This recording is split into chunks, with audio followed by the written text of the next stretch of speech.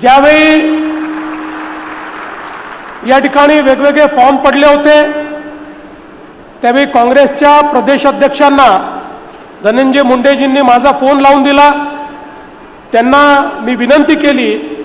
की महाराष्ट्राच्या संस्कृतीला साजेसं आपण या ठिकाणी काम करावं आणि माझ्यासहित अनेक लोकांनी विनंती केल्यानंतर काँग्रेस पक्षाने देखील हा निर्णय घेतला की आपण उमेदवार उभा करणार नाही आणि म्हणून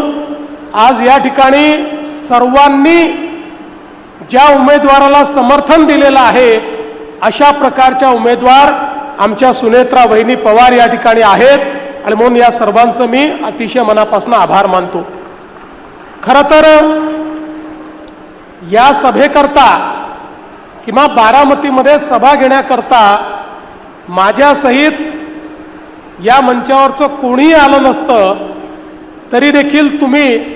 रेकॉर्ड मतांनी वहिनींना निवडून दिलं असतं। पण आमच्याकरता ही निवडणूक नाही आहे, आमच्याकरता दादांच्या स्मृतीचा यज्ञ सुरू आहे आणि या यज्ञामध्ये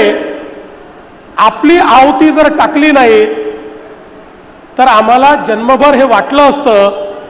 की काहीतरी राहून गेलंय। कारण आपल्याला कल्पना आहे यज्ञामध्ये जर आहुती टाकली नाही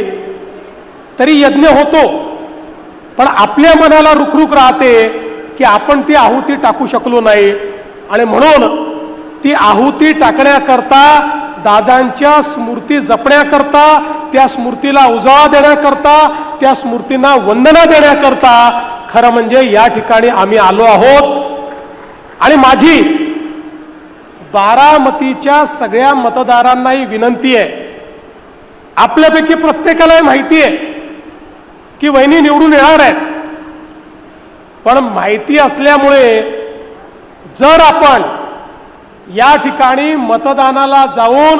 आपली मतदान रूपी आहुती ही दादांच्या स्मृतीला दिली नाही तर आपण करंटे ठरू। आणि म्हणून जसं रणरणत्या उन्हामध्ये आपण सगळे लोक या ठिकाणी या सांगता सभेकरता उपस्थित झालात, हीच अपेक्षा आहे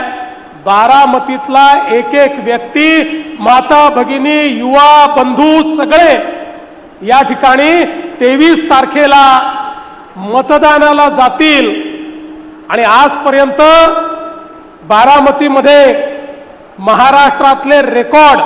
हे दादा करत होते, दादांच्या पश्चात वहिनींचा रेकॉर्ड हा आता बारामतीकरांना या ठिकाणी करून दाखवायचा आहे आणि म्हणून ही निवडणूक अत्यंत महत्त्वाची आहे।